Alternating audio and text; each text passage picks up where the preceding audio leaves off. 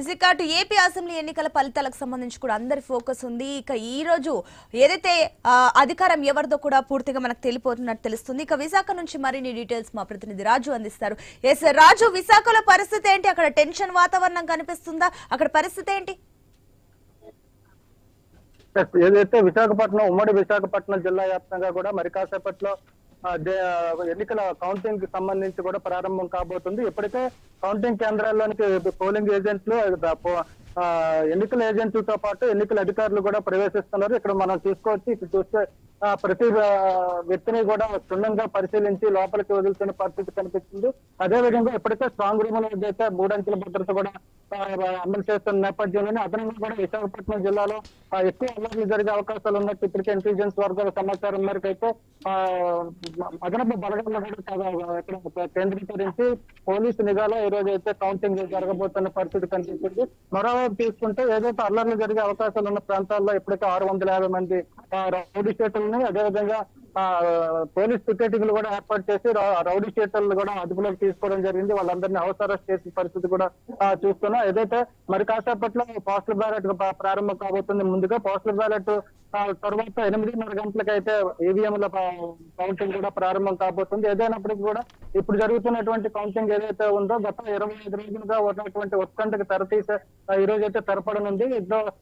గత నెల జరిగినటువంటి 13వ తారీఖు జరిగినటువంటి పోలింగ్ లో అయితే ఓటర్లందరూ కూడా తమ నిర్ణయాన్ని అయితే ప్రకటించారు. ఈ రోజు ఫలితాలు వెలువడి ఎవరు తలరాతలు మారబోతున్నాయి అనే చూడు ఒక ఉత్కంఠ అయితే. రాజు, మరోపక్క చూసుకున్నట్టయితే అటు విశాఖలో ఎన్ని కౌంటింగ్ కేంద్రాలను ఏర్పాటు చేశారు? మరోపక్క ఎక్కడ ఫస్ట్ రిజల్ట్ వచ్చే ఛాన్సెస్ ఉన్నాయి? ఎక్కడ ఆలస్యం అవుతుంది విశాఖలో? ఉమ్మడి విశాఖపట్నం జిల్లాకి సంబంధించి విశాఖపట్నం పార్లమెంట్ లో ఉన్నటువంటి 7 అసెంబ్లీ నియోజకవర్గాలకి కూడా ఏయూ క్యాంపస్ లో ఉన్నటువంటి ఇంజనీరింగ్ భవనంలో అయితే కౌంటింగ్ కేంద్రాలను ఏర్పాటు చేయడం జరిగింది. అదేవిధంగా అనకాపల్లి పార్లమెంట్ కి సంబంధించి అనకాపల్లిలో ఉన్నటువంటి ఒక ప్రైవేట్ స్కూల్లో 6 నియోజకవర్గాలుగా కౌంటింగ్ ఏర్పాటు, అదేవిధంగా అనకాపల్లి పార్లమెంట్ కూడా అక్కడే ఎన్నికలు కౌంటింగ్ జరుగుతున్న పరిస్థితి కనిపిస్తుంది. అల్లూరు సీతారామరాజు జిల్లాకు సంబంధించి కూడా అల్లూరు సీతారామరాజు జిల్లాలో ఉన్నటువంటి అరకు పార్లమెంట్ కి సంబంధించి విజయనగరం జిల్లా పార్వతీపురంలోని మిగతా పాడేరు అరకుకు సంబంధించి కూడా పాడేరులో ఉన్నటువంటి డిగ్రీ కళాశాలలో ఏర్పాటు చేయడం జరిగింది. ఈ నేపథ్యంలోనే మొత్తం ఉమ్మడి విశాఖపట్నం జిల్లా వ్యాప్తంగా కూడా 3 కేంద్రాలు అయితే ఏర్పాటు చేసి మొత్తం 15 నియోజకవర్గాలకు సంబంధించినటువంటి కౌంటింగ్ కూడా ఇక్కడ జరగబోతున్నట్టుగా తెలుస్తుంది. దీనికి సంబంధించి అయితే ఏర్పాట్లు కూడా ఇప్పటికే పూర్తయ్యాయని కూడా అధికారులు అయితే వెల్లడించారు. ఇక మనం కూడా పోలింగ్ కేంద్రం వద్ద చూసుకోవచ్చు. ఒక్కొక్కరు కూడా ఏజెంట్లు లోపలికి వస్తున్న పరిస్థితుంది. ప్రతి ఏజెంట్ ని కూడా బ్రీతన్ లో జరుగుతున్న టెస్ట్ కూడా చేసి మొబైల్ ఫోన్ కూడా లోపలికి అలౌ చేయకుండా కేవలం తన్నే కాపడే పట్టుకెళ్లాలని చెప్పి కూడా లోపల అతి జాగ్రత్తగా అందరినీ కూడా క్షుణ్ణంగా పరిశీలించి లోపలికి తీసుకెళ్తున్న పరిస్థితి. మరోపక్క చూసుకున్నట్లయితే ఇప్పుడు ప్రతిసారి ఏదైతే కౌంటింగ్ టైంలో ఎక్కడో ఒక చేట ఘర్షణలు జరుగుతూ ఉంటాయి. కానీ ఈసారి అయితే ఈసీ ప్రత్యేకించి హెచ్చరించడం జరిగింది. పదే కూడా వార్నింగ్స్ ఇస్తున్నారు. అక్కడ ఏదైతే కౌంటింగ్ రోజు అదేవిధంగా తర్వాత రోజు కూడా ఘర్షణలు జరిగే ఛాన్సెస్ ఉన్నాయంటూ ఇంటెలిజెన్స్ సమాచారం ఉంది. కాబట్టి ఈ నేపథ్యంలో అక్కడ భద్రతా బలగాలు ఏ రకంగా ఉన్నారు? మరోపక్క పోస్టల్ బ్యాలెట్ కౌంటింగ్స్ దగ్గర కూడా ఈవీఎం కంటే ఎక్కువగా కూడా కంపేర్ చేస్తే ఘర్షణలు జరిగే ఛాన్సెస్ ఉన్నాయి. కాబట్టి అక్కడ ఎలాంటి చర్యలు తీసుకుంటున్నారు? ఇప్పటికే ఇంటెలిజెన్స్ వర్గాలు చెప్తున్నట్టు ప్రకారం వాళ్ళకు ఉన్నటువంటి నివేదిక ప్రకారం కూడా అల్లర్లు జరిగే ప్రాంతాల్లో అయితే ముందుగా గుర్తించడం జరిగింది. అదేవిధంగా పోలింగ్ కౌంటింగ్ కేంద్రాల వద్ద కూడా పటిష్టమైన బందోబస్తు ఏర్పాటు చేసి అనుమతి లేనిది, అదేవిధంగా అనుమతి అధికారిక లెవెల్ ని కూడా లోపలికైతే అలౌ చేస్తున్న పరిస్థితి అయితే లేదు.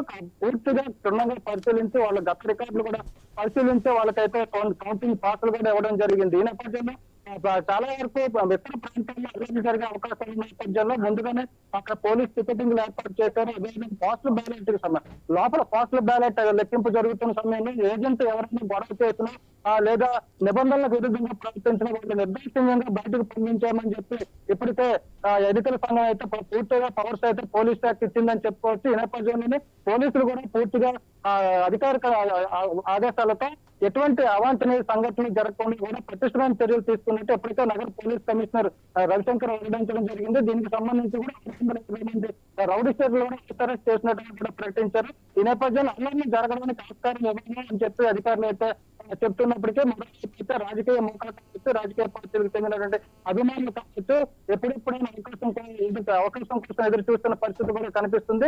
వీటిలన్నింటిలో కూడా అధికారులు ఎలా ఎదుర్కొంటారనేది ఒక ప్రశ్నార్థకంగా మారింది. అయితే అధికారులు తీసుకున్నటువంటి చర్యలన్నీ కూడా అలర్మెంట్ మాట్లాడగలుగుతాయా లేదా కూడా కలిగిస్తున్న నేపథ్యంలో ప్రజలు ప్రత్యేక ఎదురు చూస్తున్నారు. విశాఖ నగరంలో కూడా ఈ రోజు చూసుకుంటే ప్రభుత్వ కార్యాలయాలు కూడా సెలవు ప్రకటించడం జరిగింది. పాఠశాలకి అదే కాలేజీలు కూడా సెలవు ప్రకటించి అందరూ ఇంటి దగ్గర ఉండాలని చెప్పి ఎన్నికల ఫలితాన్ని మీడియా ద్వారా తెలుసుకోవాలి, ఎటువంటి ఉత్కంఠకి గురి కావద్దు, ఫలితాలకి గురి కావద్దని ఎస్ రాజు, మరోపక్క చూసుకున్నట్లయితే ఇప్పుడు మరి కాసేపట్లో కౌంటింగ్ స్టార్ట్ కాబోతుంది కాబట్టి మరోపక్క అటు ఏదైతే కూటమి నేతలకు ఆల్రెడీ చంద్రబాబు నాయుడు దిశానిర్దేశం చేశారు, దగ్గరుండి మానిటర్ చేయాలి అంటూ కూడా తమకు వచ్చిన ప్రతి ఓటు తమ ఖాతాలోనే పడేటట్టుగా కూడా అక్కడ అందరూ మానిటర్ చేయాలంటూ కూడా అటు చంద్రబాబు దిశానిర్దేశం చేశారు. మరోపక్క జగన్ కూడా అదే రకంగా తమ నేతలకి ముందుగానే కార్యకర్తలకు కూడా యాక్షన్ ప్లాన్ చెప్పినట్లు తెలుస్తుంది.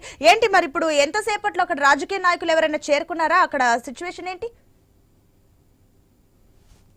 ఏజెంట్ల రూపంలో అయితే కొంతమంది క్యాండిడేట్లు కూడా వస్తున్న పరిస్థితి కనిపిస్తుంది. అదే విధంగా మాజీ ప్రజాప్రతినిధులు కూడా ఏజెంట్లుగా ఈ రోజు అయితే ఇక్కడికి రావడం అనేది ఒక విశేషంగా చెప్పుకోవచ్చు. ఎందుకంటే రెండు పార్టీలకి కూడా అటు కూటమికి కావచ్చు, ఇటు అధికార పార్టీ వైఎస్ఆర్ కాంగ్రెస్ పార్టీ కావచ్చు, ఈ ఎన్నికలు చాలా కీలకం కాబట్టి అక్కడ ఎలాంటి పొరపాట్లు జరగకుండా చాలా